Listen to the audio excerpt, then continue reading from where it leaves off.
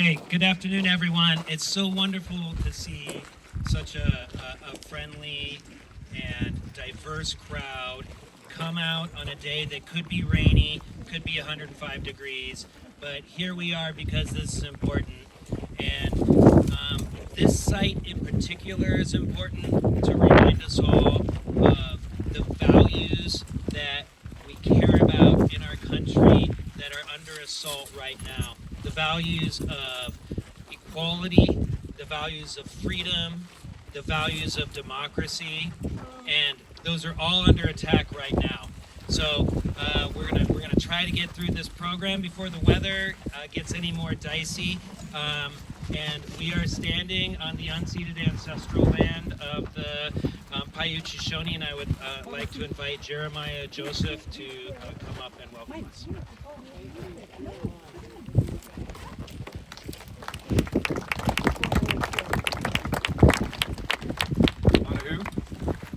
I did write some thoughts down. I would come up here and kind of like shoot from the hip, but that doesn't really work out too well. So welcome and thank you for sharing this space and time today. When given the opportunity, I'm happy to share the love of this land and all that it has to offer. But with the love comes sacrifice and responsibility to maintain it. In the air today, there is a very clear urgency to unify, secure the relationships we have with our lands, history, and each other. I'd like to bring a warm and fuzzy vibe, but honestly I feel the warrior spirit is more applicable. It seems in the past we have heard everything we need to hear in the effort of moving forward. It's up to us to organize and put it into action. I will finish this quote from Malcolm X. By doing something for ourselves, teaches us also that we will never have the incentive or desire to do anything for ourselves until we first learn something about ourselves, about our past. Thank you. Thank you, Jeremiah. My name is Jeff Griffiths. I'm the 2nd District Inyo County Supervisor here in this county. And we're very honored today to bring up Bruce Embry to give us a welcoming from the Manzanar Committee and give a land acknowledgement.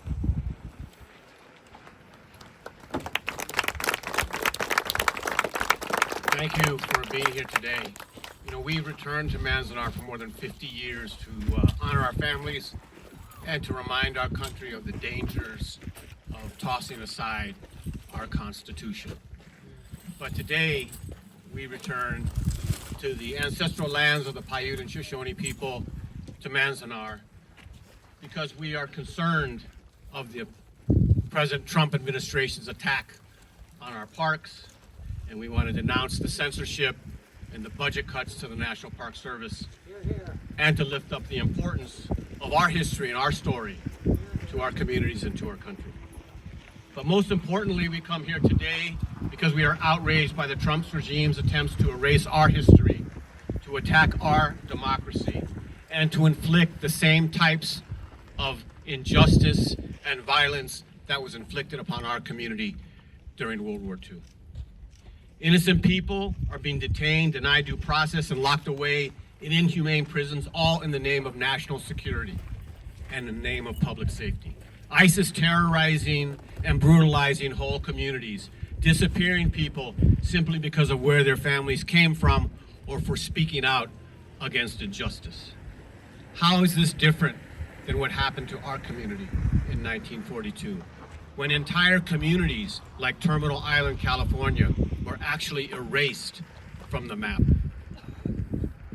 The white nationalists in power are flexing their political muscle to rewrite American history, to regulate what gets taught in classrooms, and are trying to control what our museums and national parks tell us about the evolution of our country. They're trying to erase our stories. They're trying to erase communities because our story undermines and negates their ideology. Today, we are especially concerned that the historic sites that tell crucial stories of our history, like Stonewall, the Harriet Tubman or Emmett Till, or the Sand Creek Massacre historic sites, will be censored or shuttered. These sites took decades to be established and have been and are established precisely because the people who were impacted and the affected communities struggled to make sure that their stories were heard. Manzanar is one example of this. It took more than 3 decades of community pilgrimages led by the victims of the incarceration to actually create this site. 3 decades of community-led pilgrimages from people who live behind barbed wire. But the effort to whitewash the history of our country and of Manzanar and of the forced removal is more than insulting. It is dangerous.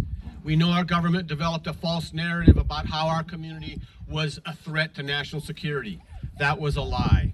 That lie, that false narrative, led to the unjust incarceration of my mother, her family, and more than 125,000 people of Japanese ancestry. And today we hear a new false narrative about other communities being a threat to national security. The same law that was used to create American concentration camps, the Alien Enemies Act of 1798, is being used illegally to detain and deport people from our country.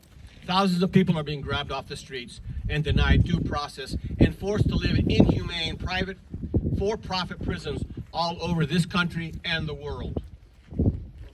Clearly, our country has not learned the lessons from our story. This is why it is so important that we preserve sites like Manzanar and that we speak out. But resisting these attacks and stopping the attempt to censor the truth about American history will take all of us. We are the agents of change that can turn the tide of authoritarianism. The struggle today is a struggle over who gets to shape the collective memory of our country. How things turn out will depend in large part on our work to reshape the hearts and minds of our friends and our neighbors. Those of us who value our Constitution, who value our democracy, need to be as vocal and as bold as they are. This is exactly why we are fighting so hard to make sure our parks are not censored or shut down. We will not, we cannot stand idly by while the Trump regime and its white nationalist allies continue to break the law, disappear our neighbors and friends from their homes and schools and workplaces. We will not allow our history to be erased, and we will not allow our communities to be erased, and we will continue to speak out against the lawlessness of the Trump administration. No more Manzanars, never again is now. Thank you. I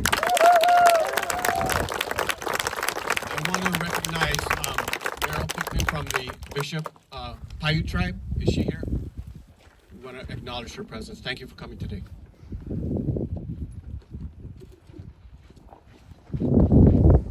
Thank you. And I think it's important to talk about, Bruce talked about what history they're trying to make us forget and what history they're trying to erase. But I think it's also important to talk about what they're trying to replace it with. And I'm just going to give you one example that's on the official social media pages of the White House and the Department of Homeland Security. They posted a painting called American Progress. And I'll just describe this painting to you. One side of it is light, and it shows farming families, and then in the middle of it, there are settlers going across the plains, and then on the other side of it, there's a dark, thundering area that has Native Americans running away from the settlers. And this is important. The caption that they put underneath it is "A heritage to be proud of, a homeland worth defending, American Progress, John Gast." And in the official White House social media page, the H in heritage and the H in homeland are capitalized, which is it stands for Heil Hitler. Like, that is a very common, and it also has 14 words in it, which is a clear dog whistle to white nationalists and neo-Nazis. So that is the level of the battle that we're fighting now, and that's why we can't forget what's happening here. So I'd like to call up Bernadette Johnson, who's going to speak on behalf of the National Parks Conservation Association.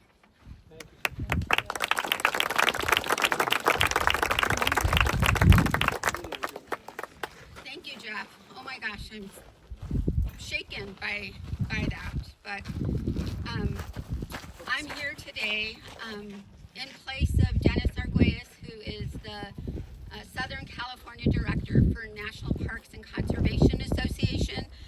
And today, across the nation, there are many other day of actions, some at national parks and some just at other places. And for us, it wouldn't be possible for us to have gathered so quickly without their support. So he's sorry he can't be here. He attended the action event in LA and he couldn't be in two places at once. So he asked me to read this for him. National parks are the places that we hold sacred as Americans. They are sites of wondrous beauty and where we preserve and tell the stories that have shaped our nation. These stories include those chapters where we fail to live up to our own democratic values and ideals. A real democracy doesn't shy away from confronting such truths. Despite how painful and unflattering, and by telling these stories, our national parks are more than just natural and cultural treasures. They are critical, democratic institutions. For over a century, the National Park Service has been the stewards and tellers of these stories, helping us learn from these places and the histories they keep. Over that same period of time, my organization, the National Parks Conservation Association, has been the leading advocate for our parks, vigilantly fighting to ensure that they remain protected and combating forces that would sacrifice them to short-term profit and corporate greed or rewrite history to promote an exclusionist agenda. Today, our parks face an existential crisis. Not only have they been devastated by funding and staffing cuts, but this administration's recent order to supposedly bring sanity back to American history is just another step toward promoting its revisionist version of the past and eliminating those narratives that run counter to the mythology and ideology it wants to promote. MPCA is proud to stand with survivors, descendants, and other stakeholders of Manzanar and the unjust incarceration of Japanese Americans during World War II. Just 7 sites related to this dark history are represented within our national parks, with many more deserving of that recognition. Like you, we will not allow this history to be erased. We will resist any efforts to plunder our public lands and whitewash our past. And we pledge our continuing support to those of you on the front lines of the fight to protect our parks, history, and democracy. I will just add that at the shorter table over on the side, we have postcards that you can take and write to your congressmen or women and senators. If you want to write them today, I have a box and MPCA will mail them for you. So please take advantage of that. Thank you. Thank you. Thank you, Bernadette. We are now honored to hear some remarks from Pat Sakamoto, who is a survivor of internment here at Manzanar.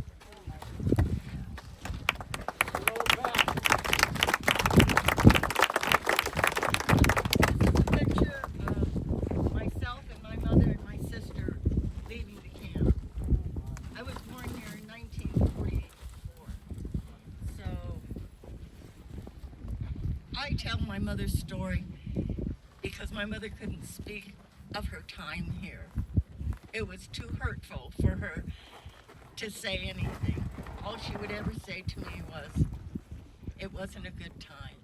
There's nothing to remember. But there is so much to remember because her rights were taken from her.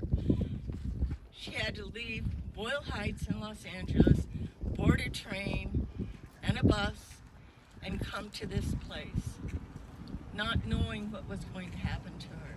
She was pregnant at the time, and she was not married, which she would probably never say. But she felt ostracized here because she wasn't married. And you've seen the showers and the bathrooms, and you can imagine a 17-year-old girl growing this child in her that she couldn't hide, and how embarrassing that had to be. But she survived it, but she won't talk about it, or she's passed away now. But I'm going to tell you, those are personal stories that there are millions or thousands of those stories that happened in these camps. And I'm afraid they're going to erase all of that by what's happening now. That I won't be able to tell my mother's story. That I promised when my mother passed away that I would be her voice. And I'm trying to do that. I want people to know what she lost and how sad she was. So I thank you all for coming, because it's very, very important that this doesn't happen again. And our country is great because we can make changes, but we have to do it. We can't sit by and not say anything. So I'm hoping that you all go over there and fill out one of those cards. And thank you for coming.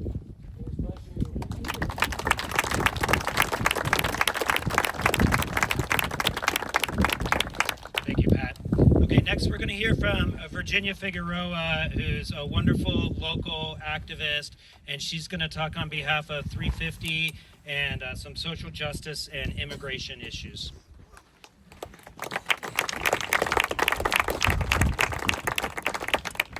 Hello, everyone.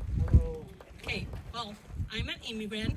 I moved here in 1988, and back then, early 90s, immigration used to come in here, but they weren't that cruel.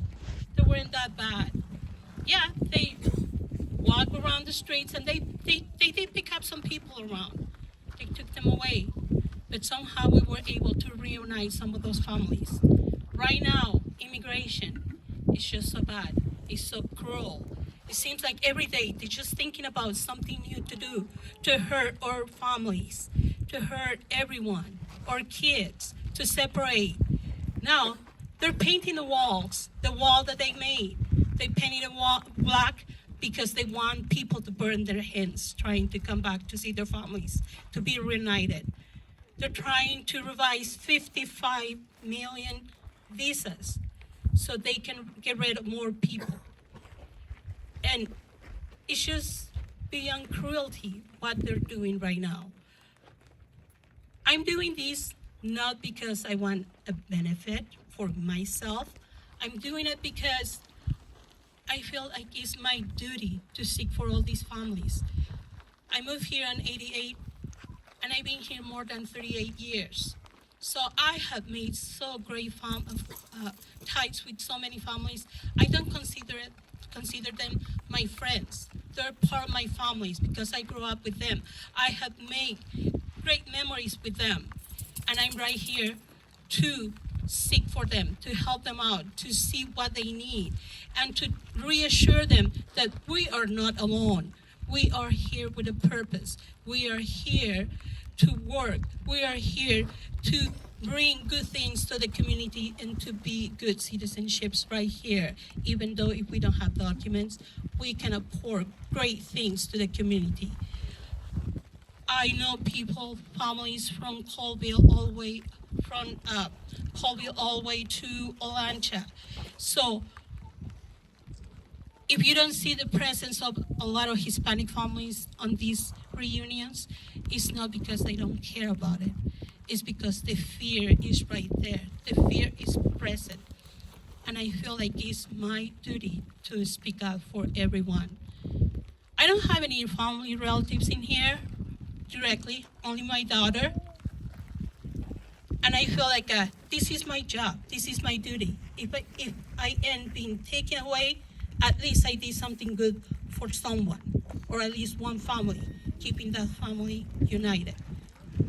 Thank you so much. And every time that I see a family, I just reassure to them, we are not alone.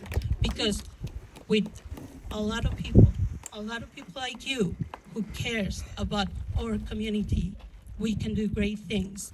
And we can work out something great to help everyone in here and keep everybody united. Thank you.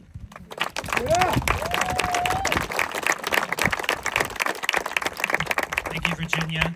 Next, we're going to hear from another Inyo 350 representative, and Fran Hunt is going to talk about current threats to our democracy.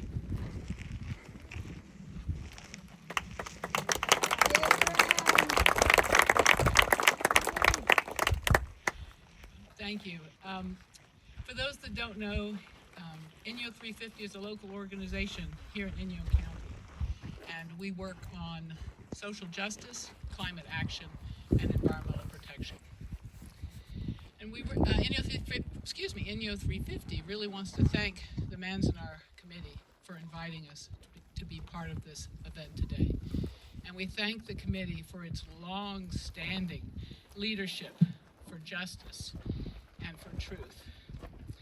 And we are grateful for the words for everyone who's speaking today. And we're really thankful for all of you who have shown up today.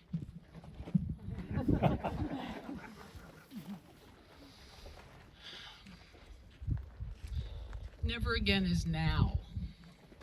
And those are the words that have been on my heart leading up to today, with all that it represents. For years I've heard and sometimes used the expression, never again. You know that expression. But it's not enough now, is it? No, it's not. Because we have to face what is actually happening in our country today. And previous speakers have been talking about it, and you know. Our Constitution is being shredded, and our rights are being trampled and stolen every day, right in front of our eyes, right on our TV screens. You read about it online and in the paper. So now, before it is too late, it's time for us to step up and fight the illegal, unjust, destructive, and fascist. And fascist isn't almost enough. A strong enough word, actions and policies that are dominating our nation, destroying lives and livelihoods, ripping apart families and communities, and threatening our lands and our waters. Now, Dr. Martin Luther King Jr., like others before him, spoke about the arc of the moral universe and how it is long, but that it does bend toward justice. And that's a comforting thought, isn't it? But, as Dr. King knew so well, the arc doesn't just inevitably move toward justice on its own. It turns that way only when people very intentionally pull it towards justice. And today, as in so many times in the past, there are too many very strong and powerful hands pulling the arc in violent, unjust, selfish, and terribly destructive directions. But despite the dangers, past and present, there have always been bold individuals and communities that have and can and must today stand up and pull our country towards justice. It is up to all of us collectively to step up and not back down from this fight for our shared fundamental rights and freedoms as human beings. Each of us must decide what to do in the place that we are with the time that is given to us. And the time to decide is now. We can all do something meaningful. Being here today matters. And I hope we'll all pledge to do more. Reach out and connect with folks in your community who share your values. Be part of larger organizations locally, like Friends of the Inyo, like the Owens Valley Indian Water Commission, like Inyo 350, or nationally, like the American Civil Liberties Union, that are fighting to protect justice and the environment. You can volunteer to strengthen our local community and help at-risk families. Virginia Figueroa can help you do some of that. You can write letters. You can write postcards today. Please do. You can make phone calls. You can keep joining protests and rallies. Keep showing up and donate funds as you are able to good causes and candidates. And never stop defending and using the right to vote.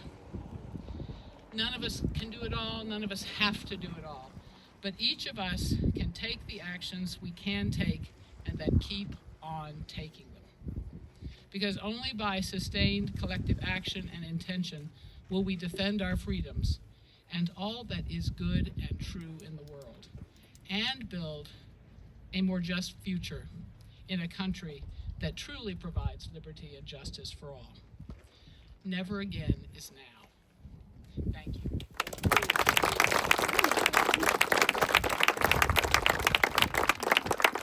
That was really well said, Fran. Next, we're going to hear about threats to our environment and threats to our public lands from the Executive Director of Friends of the Inyo, Wendy Schneider.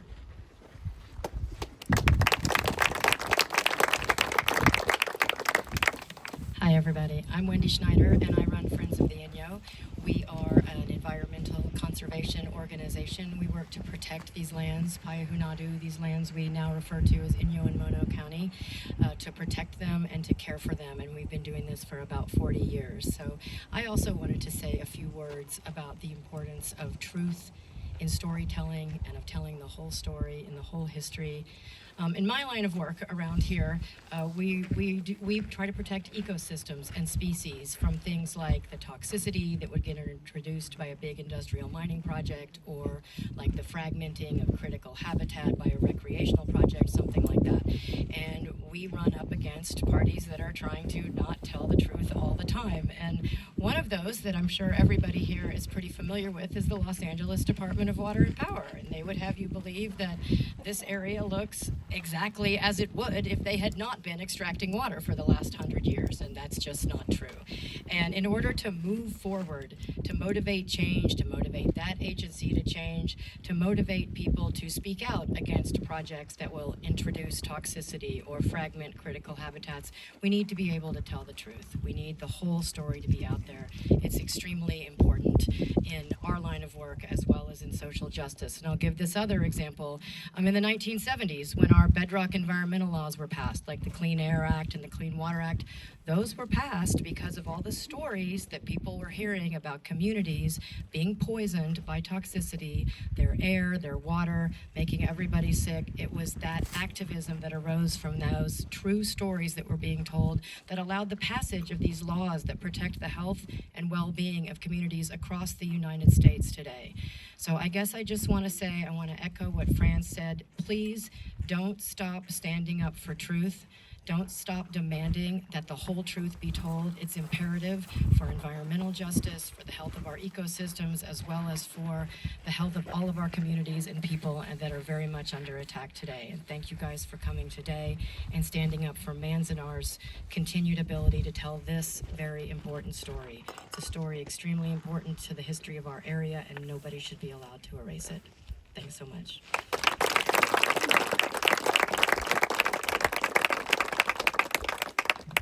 Thank you, Wendy. Now we're going to hear about some tribal environmental concerns from Bishop Paiute Tribal member Noah Williams.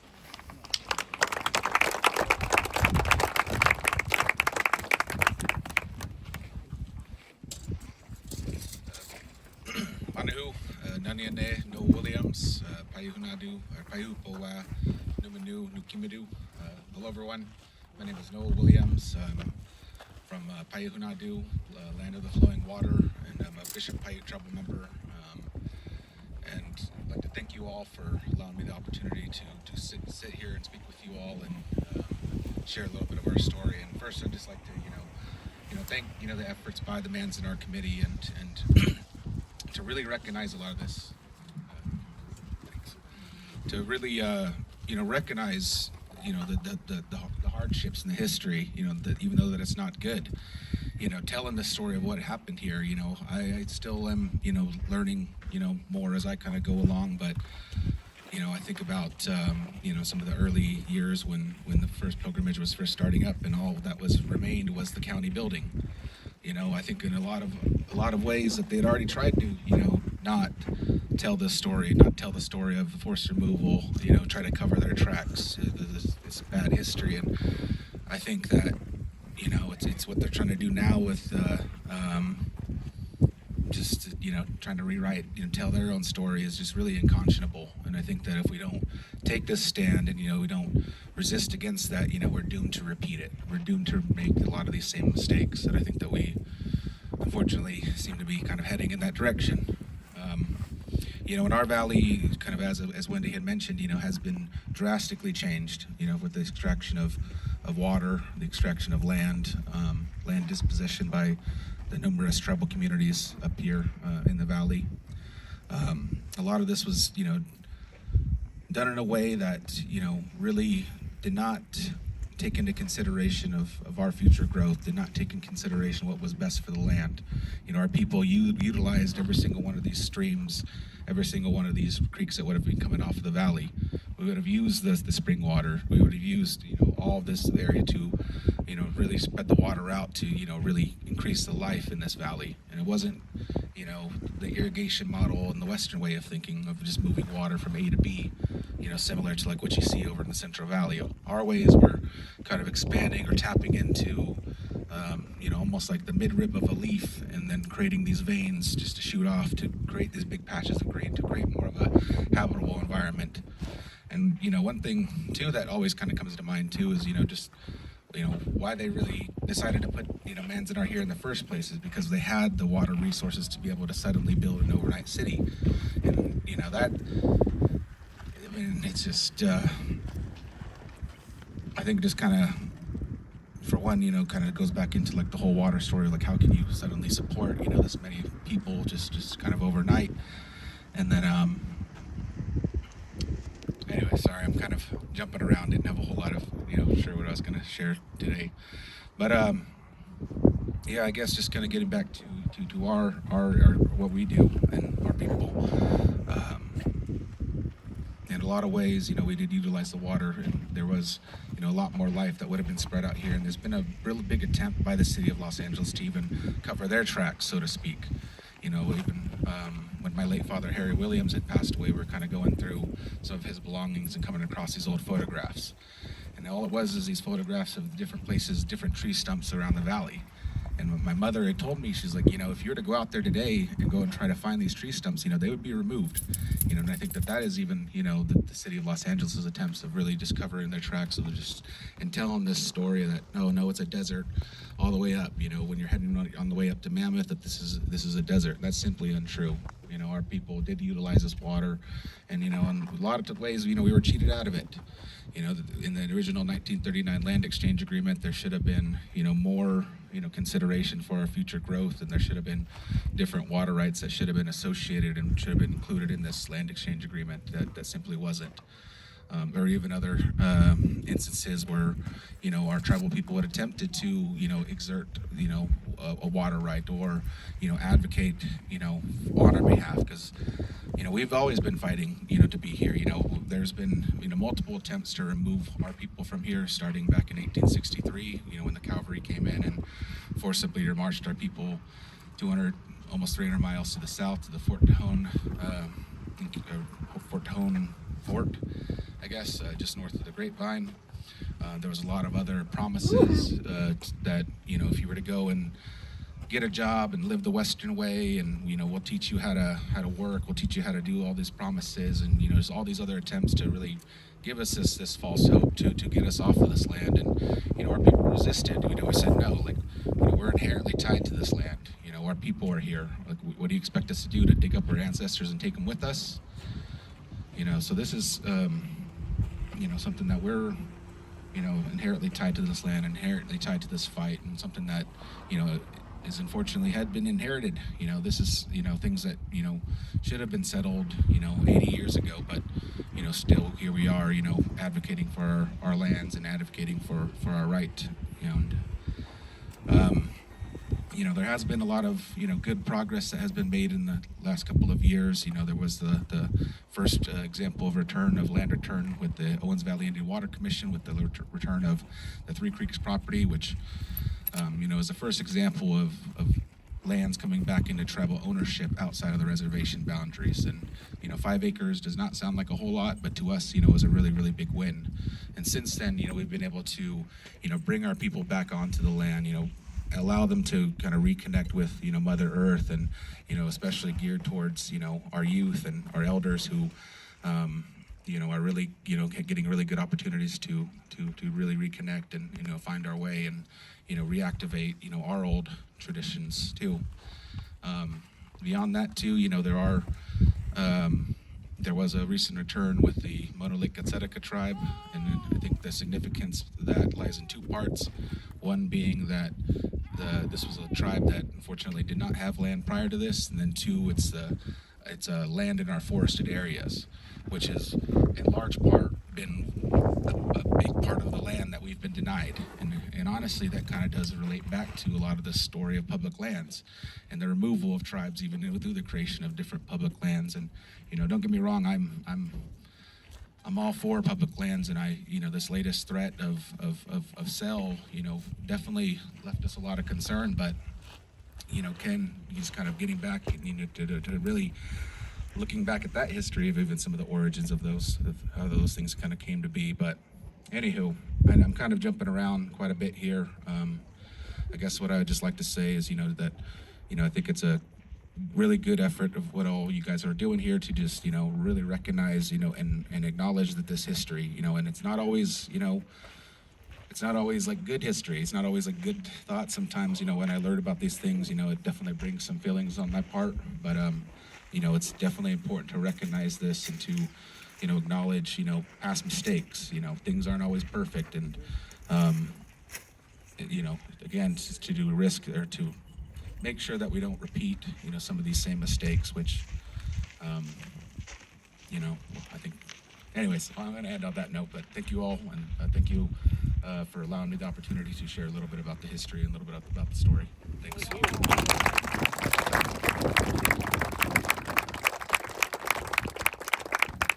Thank you, Noah.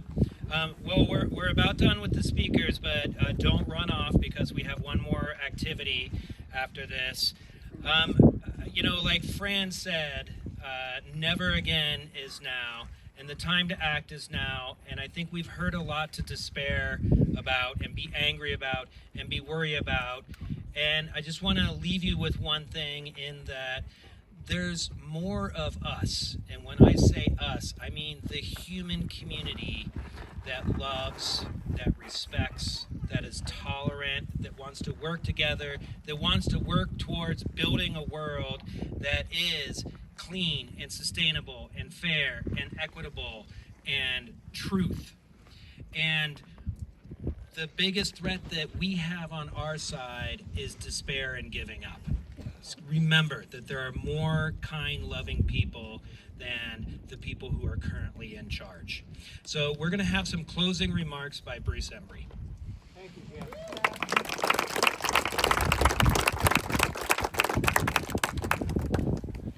I just wanted to thank all of you, and I wanted to thank our speakers and endorsing organizations. Jeremiah, as always, thank you for being here. He comes to every pilgrimage, welcomes us to the land. And Noah, your father, was awesome. I loved Harry, worked with him for years. Honored to have worked with him as he led the fight against the DWP Solar Ranch, along with Kathy Jefferson Bancroft, and we joined that fight, and we won that fight. And I think Wendy and Fran, thank you for your comments. I want to thank Jeff here. Maybe you know, maybe you don't know, but Jeff led a fight to erase these racist laws that were on the books in Inyo County. And that was an important fight. These racist laws are all at every level of our country, at municipal, county, state, and federal levels. We need to eliminate those laws. If we're going to erase anything, we need to continue to fight to erase the endemic, the systemic racist structures that this country continues to operate under. We need to eliminate, we need to repeal the Alien Enemies Act, and we need to look to the leadership of people like Ilhar Omar and Mazie Hirono, Senator Mazie Hirono from Hawaii, who have introduced the law Friends, Not Enemies, to replace the Alien Enemies Act. So these are things that we need to do. And I think, as Noah and as Jeremiah said, we struggle, we win. Manzanar was not just built in a day, it took decades, and it took a fight. Land Back is now winning. We have supported Land Back. The Manzanar Committee continues to support Land Back for all indigenous peoples, all treaty rights that have been ignored and just simply like they're ignoring all of the legal judgments against them and the restraining orders. We cannot allow the white nationalists and the white supremacists to continue to ignore and our struggle and our voices. So when we struggle, we win. I want to especially thank Bernadette Johnson. Bernadette, who was the superintendent here for many years, loves this land, loves this valley, and loves Manzanar. And we love Bernadette. And we want to thank her for having the energy, the leadership, the skills to pull this all together. So we want to thank you. So, when you walk into the visitor center, you're going to see a little plaque on the wall. And it's a plaque that lists names. And not every name on that plaque is Japanese American. That was the Manzanar Advisory Commission that my mother made sure that the legislation that created Manzanar included an advisory commission that would be led by those voices, led by the people who really should define what was here. My mother was the inaugural chair of that commission. It lasted 10 years and it built Manzanar. It guided the exhibits in Manzanar. This is why the attempt with these QR codes, pardon my expression, to allow anybody, any Yahoo to wander in and try and comment about these exhibits that are primary source material, that are built, these exhibits were built based upon the testimony and experience of the people who live behind barbed wire. But more importantly, or as importantly, it included two voices from this land, Richard Stewart and Vernon Miller, two leaders of the Paiute and Shoshone people that were members of this commission and worked on this commission for 10 years and made sure that this exhibit spoke the truth about what happened on this land for millennia, not just a few years that our families were incarcerated here. This collective effort, this collective struggle of concerned people for building Manzanar and for getting justice and land back in this valley it's so important to reaffirm that that is the path that we need to continue to be on. It is up to us to stop this madness. It is up to us, as Fran said, to stop this fascist government. Thank you very much. One last small action that we want to invite you to participate in.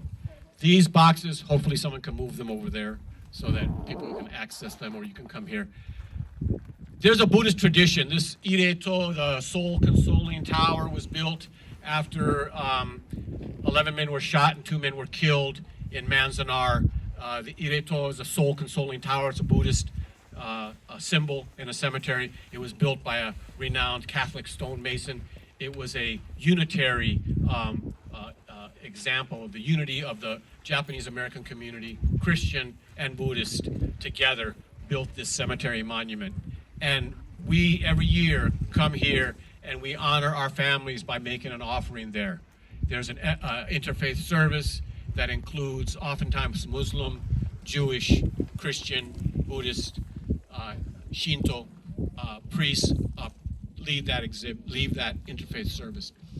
We don't have that interfaith service, but we do want to offer our whether you offer a prayer or you just simply offer your concern and indicate that you are here and that you are honoring the past and the future of this land. So we invite you to take the suru, which is a traditional Japanese. There's a book, Sadako and the Thousand Cranes. The suru, the crane, is a revered symbol in Japanese culture. So we want you to take a string of suru, if you can, and walk to the monument and offer your whatever you care to offer. So that's our final action. So thank you again for being here.